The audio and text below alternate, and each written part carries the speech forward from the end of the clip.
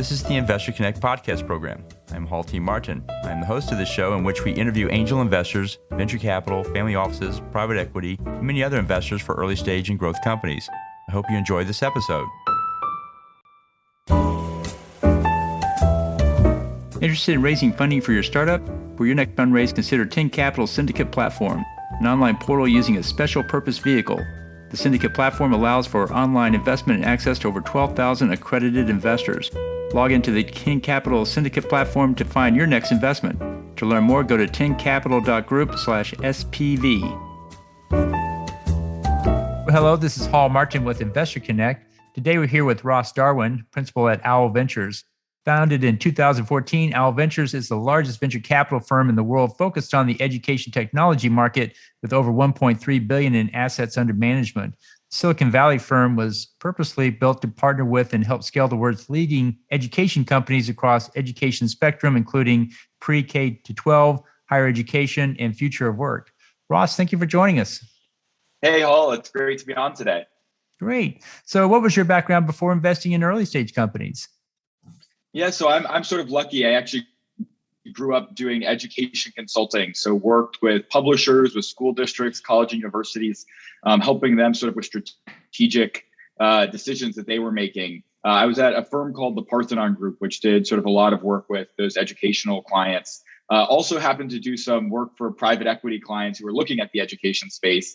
And so actually ended up connecting to the private equity or later stage investing side of the world in that way. I was lucky. I worked at a firm called TA Associates and had the opportunity to actually make an investment around the education space, a company called ProCare Software, which actually helps manage a lot of the daycares around the country. And so sort of stayed close to the education world in that way. And so when the opportunity came to work at Owl and work with some of the earlier stage companies and in the education space, I jumped at it. Great. So what excites you right now? Yeah, well, so there's a couple things that are exciting me right now, but one of the things I love about working at Owl is, really we're working at the impact of, or the intersection of both impact and investing. And so the companies I get to work with every day are helping, students in middle school and high school learn math, learn science, learn English. And so I think it just brings sort of a lot of joy, brings me a lot of joy that I get to work with companies in that space. One of the other fun things about working in ed tech is you tend to work with a lot of former teachers, a lot of people who are really passionate about making that impact. And so you end up working with a lot of really nice folks, which is really wonderful. Owl, as you mentioned, works across pre-K, college, university, career, and lifelong learning. And so we really cover a lot of area, but so one of the only sort of true theses we have, if you will, is that outcomes are sort of driving success in education. And so it's interesting in that one of the areas I get to spend a lot of my time is looking at how new technology is actually helping improve learning sort of for those students. And so that's been sort of a big part of what's excited me. The other thing is just sort of being part of the technology ecosystem that is really transforming really rapidly. Education is a huge part of our economy. It's $6 trillion today and sort of expected to grow to be $10 trillion in the next couple of years. Really the second largest part of the economy after healthcare. But unlike most parts of the economy where technology spending is in the 20% of sort of overall spend in that sector, in the tech sector, it's only 3%. And so we expect at Owl, at least, we expect that to really change over the course of the next 10, 20 years and have that technology spend really increase. And so it's really a sector that's transforming pretty quickly, driven in large part by the adoption of, high bandwidth internet in schools. And so, that's been really exciting for me. The other thing that's sort of been exciting for me is seeing all the areas that education is intersecting with other parts of the economy. And so, we've spent more and more time at Owl looking at even areas like fintech, where you see financial literacy and helping people understand, how to spend money, how to save money, how to invest money, becoming a bigger and bigger part of the conversation in fintech. And similarly in healthcare, teaching people the techniques to cope with anxiety or depression. We're seeing a lot of, really interesting companies around mental health where education is actually a big part of what they provide to consumers. And so I think it just sort of goes along with that sort of idea that it's a really huge market that's really early relative to a lot of other technology sectors.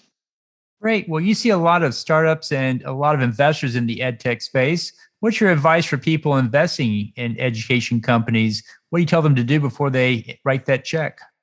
Well, so the first thing I'll say is we're super excited to see more folks investing in the space. I think for a long time, it has been sort of an underinvested segment. And the reason for that is it's super complex. Investors tend to like things that are relatively simple because it makes it easier for them to wrap their head around it. We're just super excited to see more people investing in the space. I think it's the first thing that I'll say. The one, hiccup that folks can get into is they can sort of think that they really understand the education space because they were once students.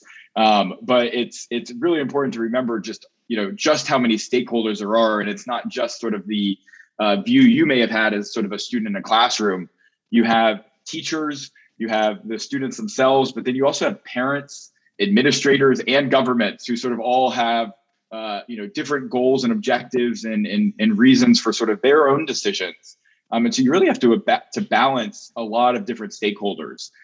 In some ways, we sort of view education as being a little bit like the healthcare segment, where there really is some benefit to being a specialist or spending a decent amount of time around the state or around the sector, because you really do have so many different voices.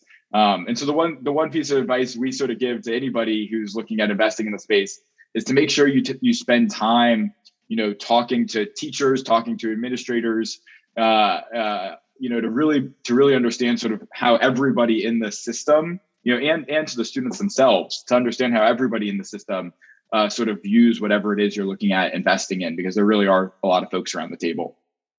Great. And then on the other side of that table, what do you tell founders in the edtech world what to do before they go out to raise funding? Yeah. So, the one thing I'll say is we see a lot of founders who have really wonderful ideas about ways to engage students, new ways of learning, new ways of personalizing that learning. But one of the things that we sometimes see founders, not spend as much time on here is the go-to-market motion.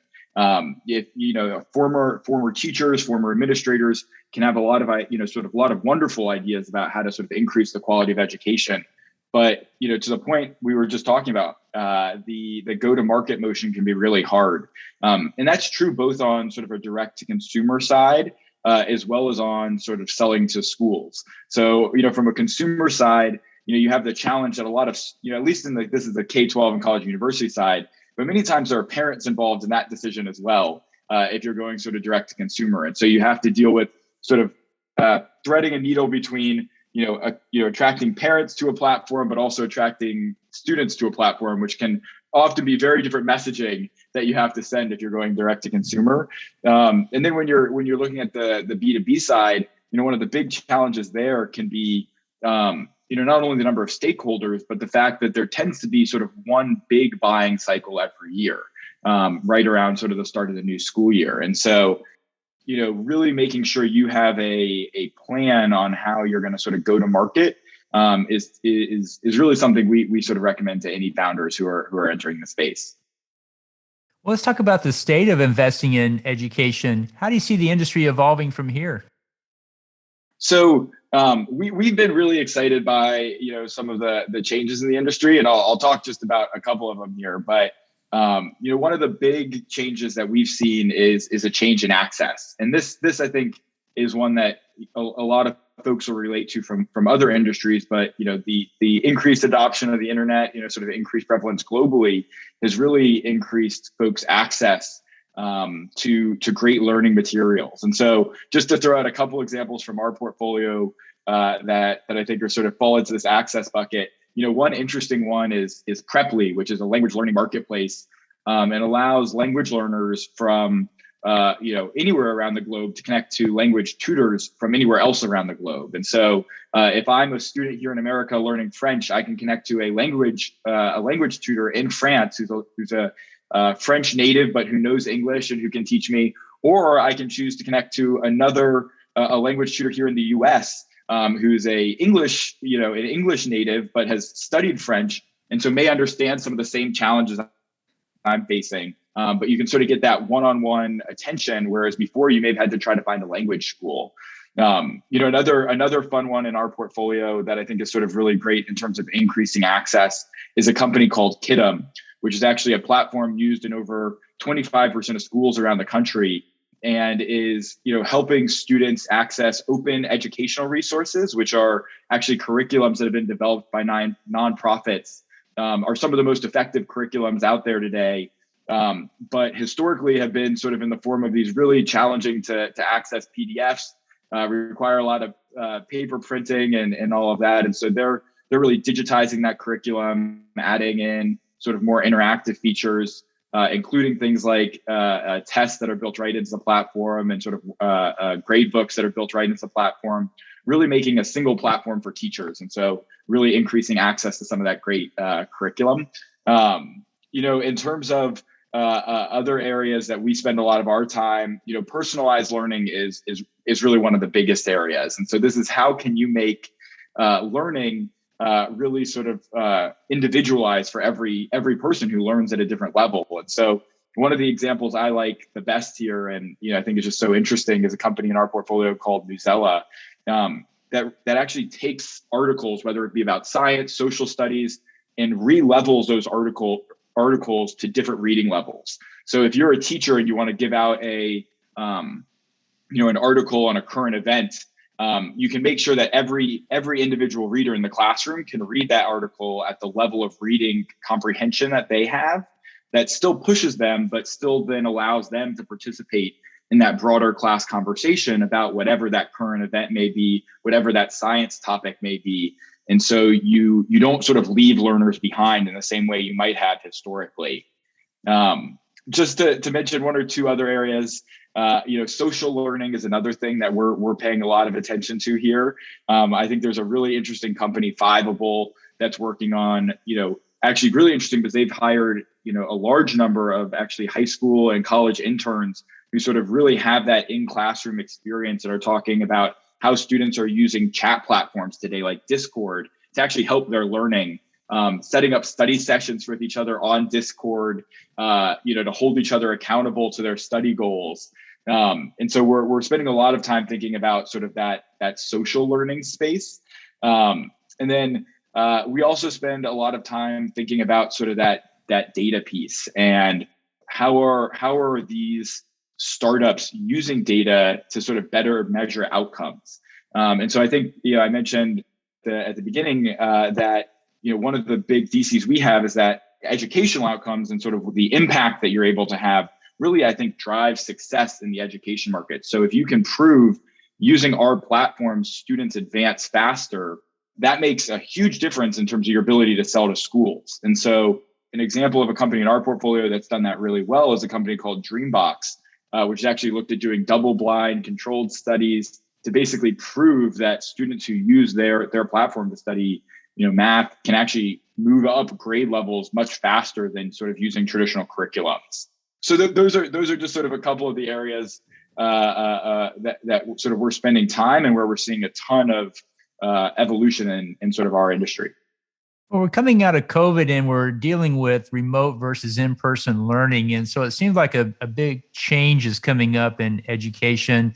What do you think is the biggest change we will actually see in the next 12, 24 months in this space?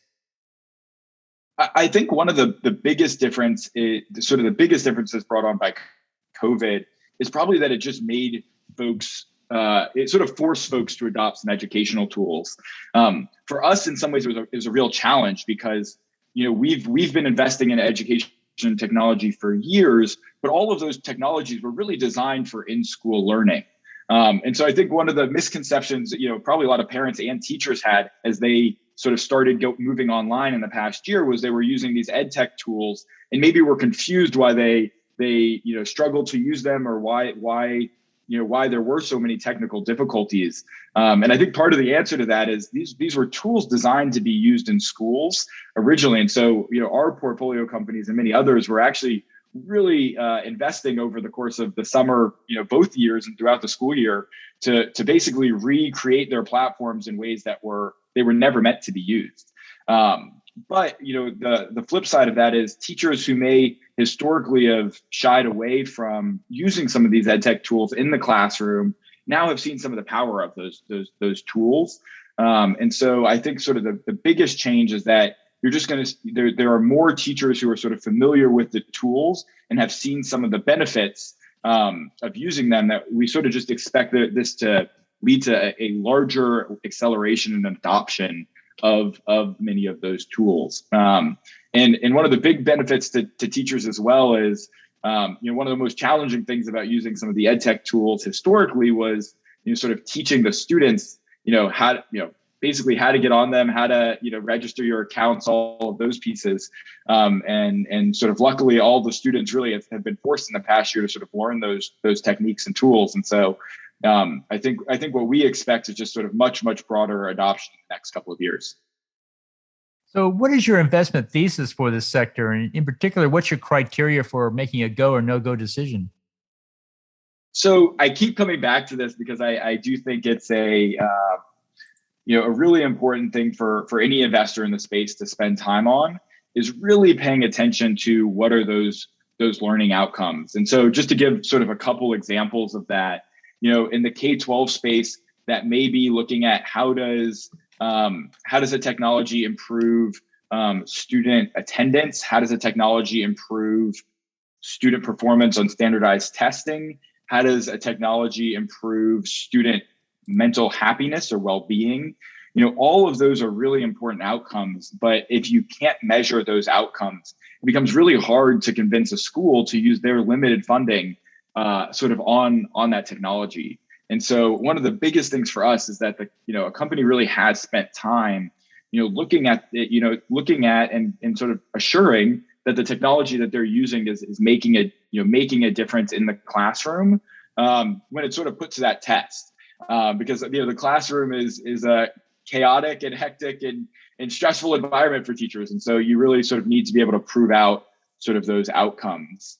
The other piece we do sort of really spend time on is that strong go-to-market motion, and sort of making sure that companies have figured out how they're going to sort of scale that offering and scale the go-to-market motion.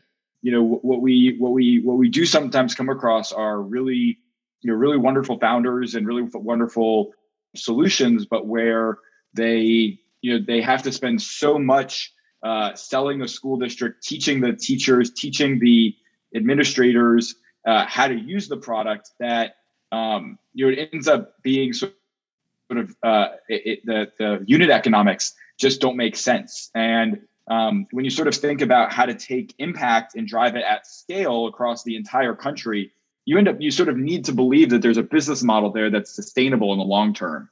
And so given the go-to-market challenges in education, we do think it's really important that founders have spent the time on that early on. And so, I think those are sort of the two biggest sort of criteria we use as we sort of assess companies and their sort of readiness for investment. Great. Can you talk about one or two startups, perhaps portfolio companies that fit that thesis? Yeah. So maybe I'll mention a couple here. One company I mentioned earlier, Newzella, really was an innovator, I would say, in terms of sort of that go-to-market motion. And so one of the unique go-to-market motions they used is they really offered a freemium product to teachers. So a version of their sort of tiered articles and science articles, social studies articles, but that's free to teachers. But then what they would do is they would find schools where 5, 6, 7 teachers were already using the product, and then go to the school and sell it at a school or district level. And so you had really strong advocates within the school or district already who used the product, but who wanted access to advanced features, like whether it's weekly quizzes or grading or just single sign-on and some of those ease of use pieces that really allow the product to spread throughout the school and move from sort of those innovative first teachers to sort of the full district. But that really simplified their go-to-market motion, because now they're not spending money, reaching out to administrators who haven't heard about them. Instead, they're reaching out to administrators whose teachers are already asking them to pay for the sort of upgraded version. And so I think that's sort of one really great example of sort of that, somebody who's really thought through that go-to-market motion. To sort of talk a little bit on sort of the outcome side, there's a company in our portfolio, Dreambox Learning, which I think I mentioned earlier.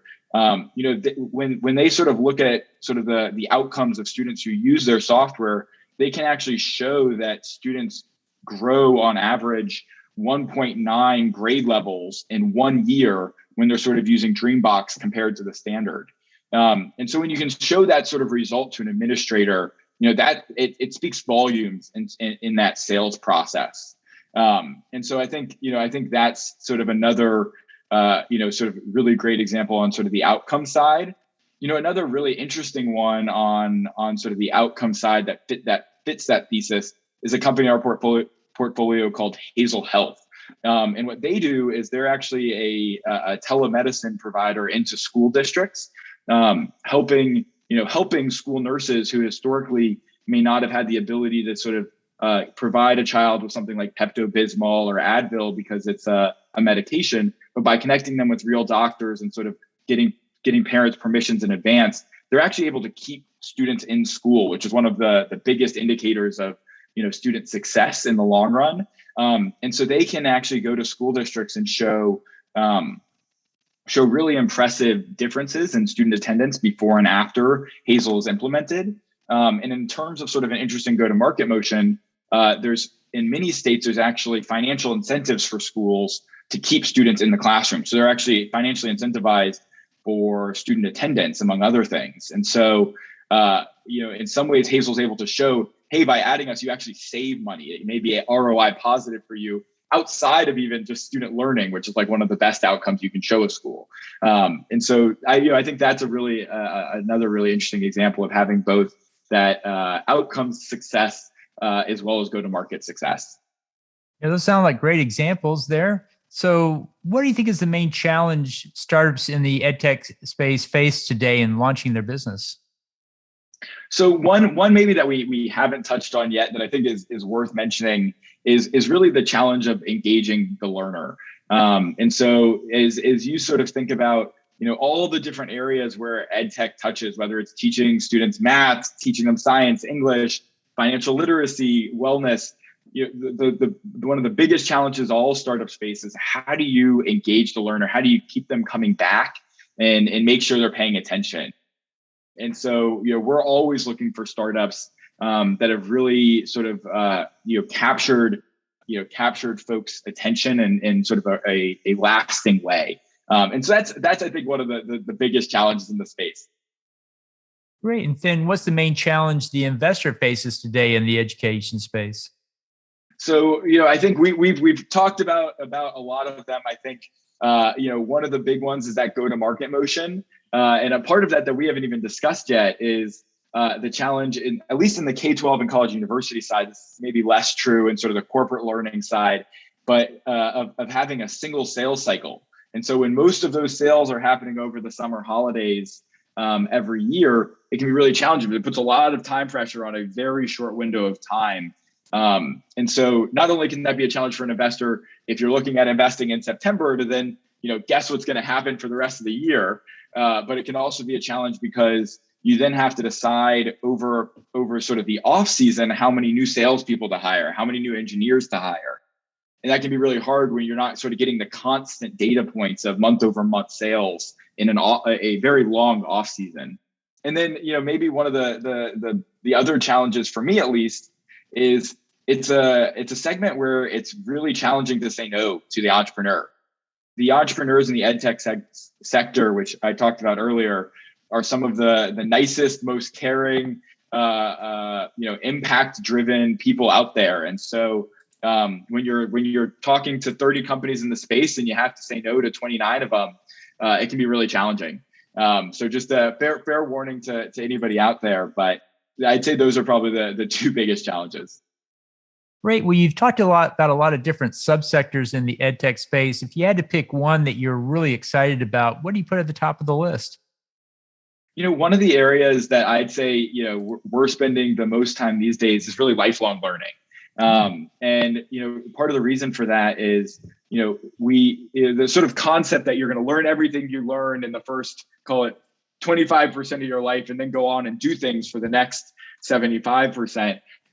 Is just sort of not how the world is really working anymore. And so, as technology shifts, as the world shifts, it turns out like we have to constantly reinvent ourselves, constantly learn new skills, learn new technologies. And so we think there's a lot of opportunity in helping people throughout their lives sort of continue to build up their skills and build up their knowledge. And so we've invested in both career focused learning, but then even more fun learning like Masterclass is sort of a perfect example of sort of that lifelong learning that's just for fun. So that's an area we spend a lot of time. Great. Well, the last few minutes that we have here, what else should we cover that we haven't? Well, the last thing I'll say is I'm just so excited to see more people investing in the education space. And it's an area that is behind a lot of other technology sectors in many ways in terms of adoption, in terms of use of technology. And so for investors, that means there's a lot of opportunity here. And we're just excited to see, not only so many more investors entering the space, but really a lot of wonderful entrepreneurs, I think driven in part by having seen sort of learning loss in their own children during COVID. And so I think it's going to be a really, really exciting 5, 10, 20 years as all of these new entrepreneurs sort of build really long lasting and sustainable companies. Great. So how best for listeners to get back in touch with you? Yeah, the best way is probably my email. It's Ross, ROSS @owlvc.com. Great. We'll include those in the show notes. Want to thank you for joining us today and hope to have you back for a follow-up soon. Thanks again. Really fun. Investor Connect helps investors interested in startup funding. In this podcast series, experienced investors share their experience and advice. You can learn more at investorconnect.org. Paul T. Martin is the director of Investor Connect, which is a 501c3 nonprofit dedicated to the education of investors for early-stage funding. All opinions expressed by Hall and podcast guests are solely their own opinions and do not reflect the opinion of Investor Connect. This podcast is for informational purposes only and should not be relied upon as a basis for investment decisions.